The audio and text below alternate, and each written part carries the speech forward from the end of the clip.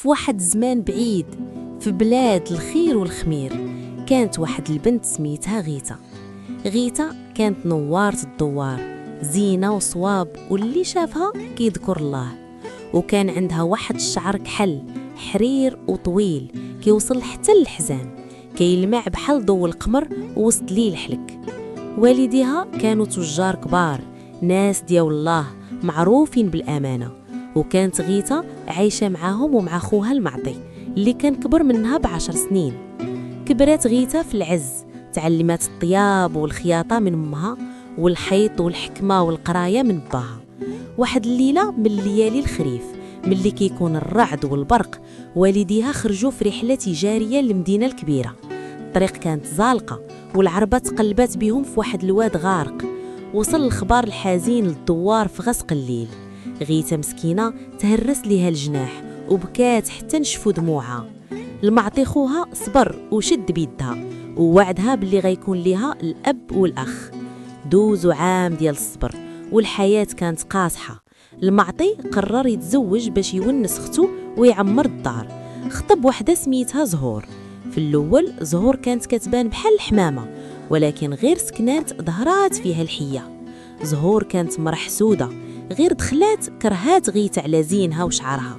بدات كتكرفص عليها، تخليها تغسل الصابون في الواد البارد، وتعطيها الكلمات الجارحة، وتسميها الخادمة، وتخليها تنعس في بيت بارد حدا الكوري. أما المعطي فزهور سدات ليه عينيه بالشكاوي الكاذبة، وولات كتقول ليه اختك ما كتحترمنيش وكسولة، حتى ولا المعطي كيقصاح على اختو ويوبخها. واحد الليلة د البرد، زهور شافت غيتا كتمشط سوالفها وشعلت فيها الغيرة. عطاتها كاس الحليب فيه المنوم. غيتا شرباتو وطاحت في نعاس ثقيل.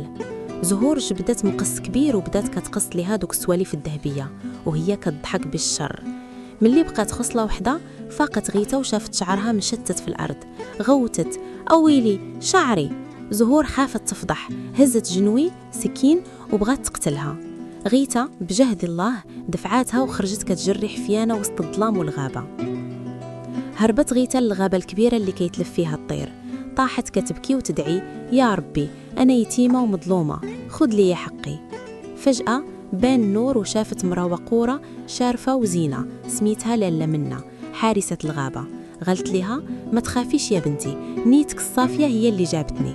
لالا منا قاست لها شعرها اللي مقصص، وفجأة نبت وطال وتحول لون شعره من الكحل لذهب خالص كيشعل.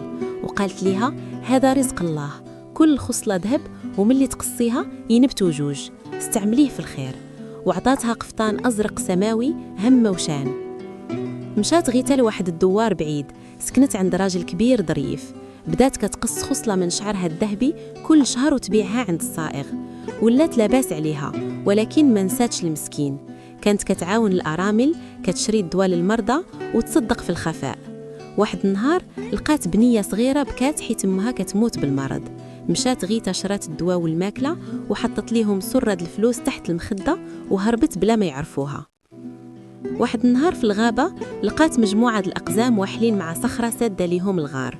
عاوناتهم بذكاء وولاو أصحاب. وملي مرضت بنت ملك الأقزام، غيتا هي اللي داواتها. كجزاء ليها داوها لوسط الغابة وشافت الوردة السحرية اللي كتنور وريحتها كتحمق، وعطوها ليها كهدية. ومن بعد ما خدات غيتا الوردة ما بقاتش ليالي بحال ليالي، كان كل نهار كيدوز وكأنه كيتخبى فيه سر. الريح ولات كتهمس باسمها، والناس في الدواوير المجاورة ولاو كيهضروا على بنت كيدوز الخير من يديها بلا ما تبان. وغيتا قلبها كان كيدق بلا سبب، إحساس غريب كيقول ليها باللي القدر راه كيقرب، وباللي شي باب كبير غادي يتحل. باب ما كيتحلش غير بالذهب، ولكن بالنية والصبر والدعاء اللي طالع من القلب.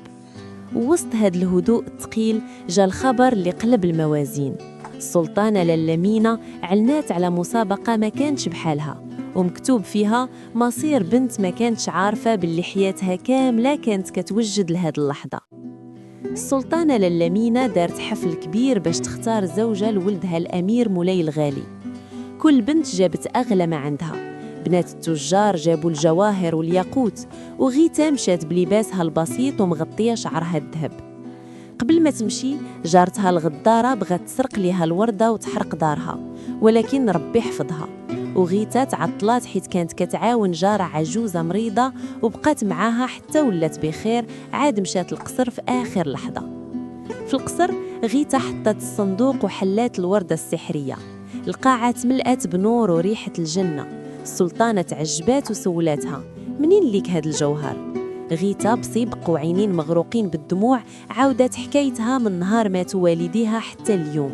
السلطانة بكات وقالت: انتي اللي هتكوني لالا العيالات وهاد البلاد، حيت قلبك صفى من الذهب.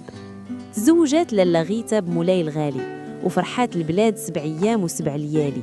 أما زهور والمعطي فربي جزاهم بدل الفقر والندم، وغيتا وحا هكاك بقات كترسل ليهم باش يعيشوا، حيت الزين كيبقى زين والنية ديما كتربح.